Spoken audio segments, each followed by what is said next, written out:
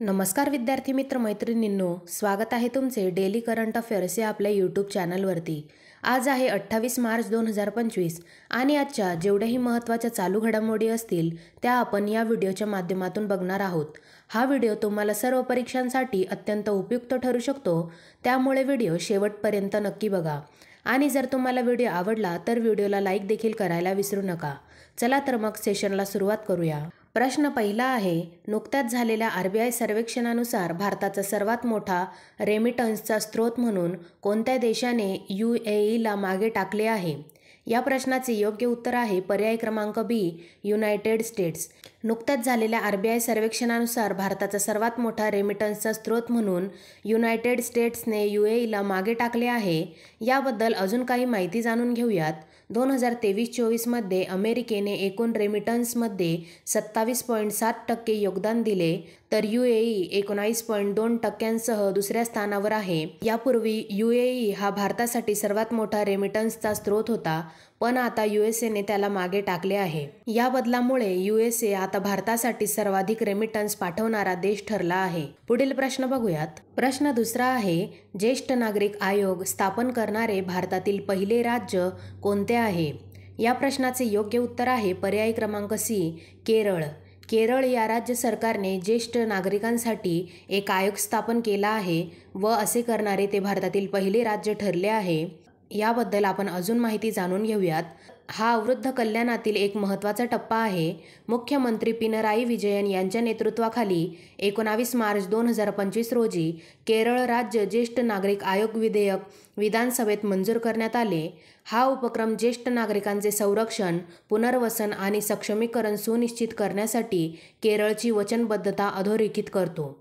पुढील प्रश्न बघूयात। प्रश्न तिसरा आहे, कोची रिफायनरी येथे कोणत्या कंपनीने अलीकडे तरंगत्या सौर ऊर्जा प्रकल्पाचे उद्घाटन केले आहे?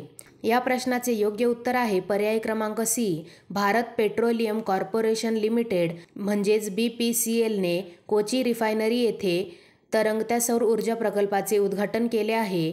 याबद्दल आपण अजून एक्स्ट्रा पॉईंट्स बघूयात। या तरंगत्या सौर ऊर्जा प्रकल्पाचे काही पर्यावरणीय फायदे आहेत, जसे की जमीन संवर्धन, कार्यक्षमता वाढवणे, बाष्पीभवन कमी करणे आणि कार्बन फूटप्रिंट कमी करणे। तरंगत्या सौर ऊर्जा प्रकल्पात अनेक विशिष्ट वैशिष्ट्ये आहेत। या प्रकल्पाची स्थापित क्षमता 3.2 मेगावॅट AC आहे। हा प्रकल्प कोची रिफायनरी परिसरात पावसाचे पाणी साठवण्याच्या तलावावर बांधण्यात आले आहे। याचे क्षेत्र 19 एकरच्या जलस्रोतापैकी 8 एकर जागेवर या प्रकल्पाचा व्याप आहे। BPCLने या हरित ऊर्जा उपक्रमात अंदाजे 28.93 कोटींची गुंतवणूक केली आहे। पुढील प्रश्न बघूयात। प्रश्न चौथा आहे, IMFच्या मते 2025 पर्यंत GDP रँकिंगमध्ये भारत कोणत्या देशाला मागे टाकेल?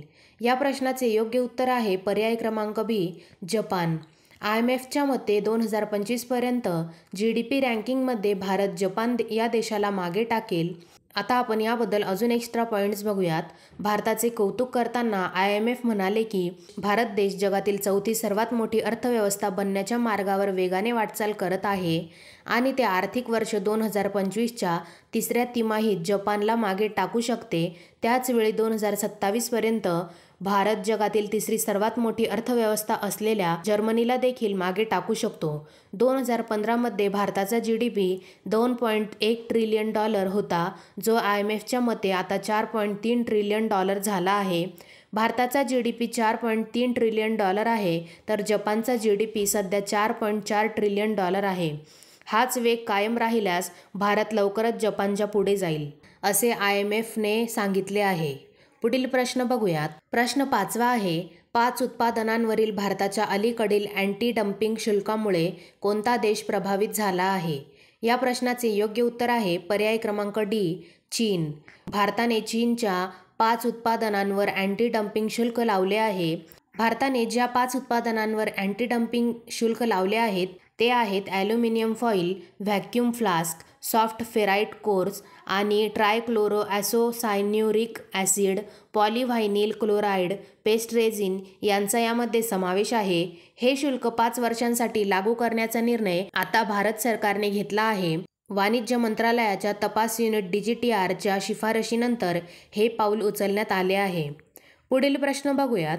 प्रश्न 6वा आहे, एरी सिल्कसाठी जर्मनीकडून कोणत्या संस्थेला ओइकोटॅक्स प्रमाणपत्र मिळाले आहे? या प्रश्नाचे योग्य उत्तर आहे पर्याय क्रमांक बी, NEHHDC. या संस्थेला जर्मनीकडून एरी सिल्कसाठी ओइकोटॅक्स प्रमाणपत्र मिळाले आहे.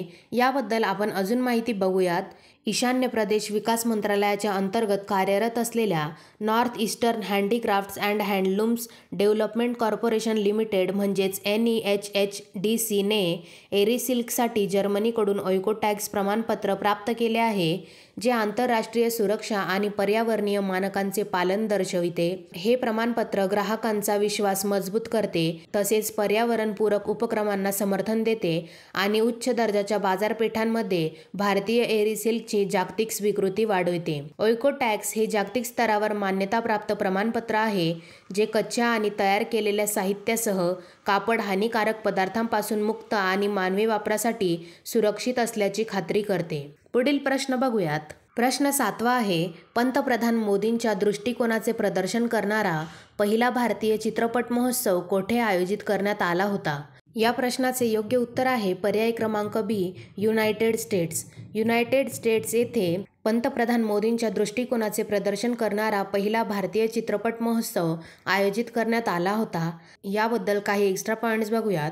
म्युझियम ऑफ पॉप कल्चर येथे आयोजित या कार्यक्रमात पंतप्रधान नरेंद्र मोदी यांच्या लेक्स फ्रीडमन यांच्या पॉडकास्टमधील काही उतारे प्रदर्शित करण्यात आले होते, ज्यात पंतप्रधानांच्या आयडिया ऑफ इंडियाच्या दृष्टिकोनावर प्रकाश टाकण्यात आला होता. पुढील प्रश्न बघूयात. प्रश्न 8वा आहे, मिझोरामने अलीकडेच सिंगापूरला प्रथमच कोणते फूल निर्यात केले आहे? या प्रश्नाचे योग्य उत्तर आहे पर्याय क्रमांक बी, अँथुरियम. हे फूल मिझोरामने अलीकडेच सिंगापूरला निर्यात केले आहे. याबद्दल आपण अजून काही माहिती बघूयात. ही निर्यात भारतीय फुलशेती क्षेत्रातील प्रगतीचे प्रतीक आहे. हे जागतिक फुलांच्या निर्यात बाजारपेठेत देशाची वाढती उपस्थिती दर्शवित आहेत. आता आपण अँथुरियम म्हणजे काय ते बघूयात. अँथुरियम ही उष्णकटिबंधीय फुलांची वनस्पती आहे.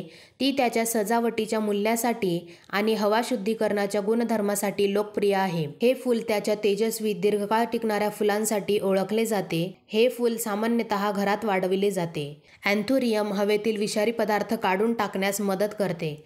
घरातील हवेची गुणवत्ता सुधारण्याच्या क्षमतेमुळे नासाने अँथुरियमचा त्यांच्या हवा शुद्ध करणाऱ्या वनस्पतींच्या यादीत समावेश केला आहे. पुढील प्रश्न बघूयात. प्रश्न 9वा आहे, मिस वर्ल्ड सौंदर्य स्पर्धेची 72वी आवृत्ती कोणत्या भारतीय राज्यात होणार आहे? या प्रश्नाचे योग्य उत्तर आहे पर्याय क्रमांक डी, तेलंगणा. मिस वर्ल्ड सौंदर्य स्पर्धेची 72वी आवृत्ती तेलंगणा राज्यात होणार आहे. आता आपण मिस वर्ल्डबद्दल जाणून घेऊयात. मिस वर्ल्ड ही जगातील सर्वात जुनी आंतरराष्ट्रीय सौंदर्य स्पर्धा आहे, जी दरवर्षी वेगवेगळ्या देशांमध्ये आयोजित केली जाते. यावर्षी 72वी मिस वर्ल्ड स्पर्धा भारतात तेलंगणा राज्यात होणार आहे, जी 5 मे ते 31 मे दरम्यान आयोजित केली जाईल. आता आपण मिस वर्ल्ड स्पर्धेबद्दल बघूयात. मिस वर्ल्ड स्पर्धेची स्थापना 1951 साली युनायटेड किंगडममध्ये स्थापना झाली, ज्याचे मुख्यालय लंडन येथे आहे. आता आपण मिस वर्ल्ड सौंदर्य स्पर्धेच्या भारतीय विजेत्या बघूयात. भारताकडे 6 मिस वर्ल्ड विजेत्या आहेत.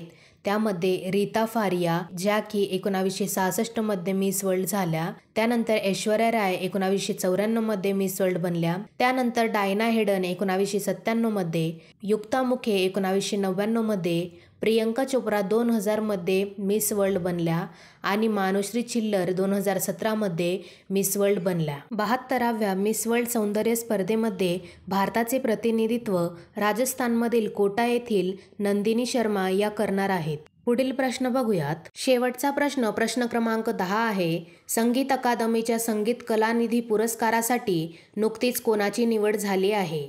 या प्रश्नाचे योग्य उत्तर आहे पर्याय क्रमांक ए, RK श्रीराम कुमार यांची संगीत अकादमीच्या संगीत कलानिधी पुरस्कारासाठी निवड झाली आहे. याबद्दल आपण अजून काही एक्स्ट्रा पॉईंट्स बघूयात.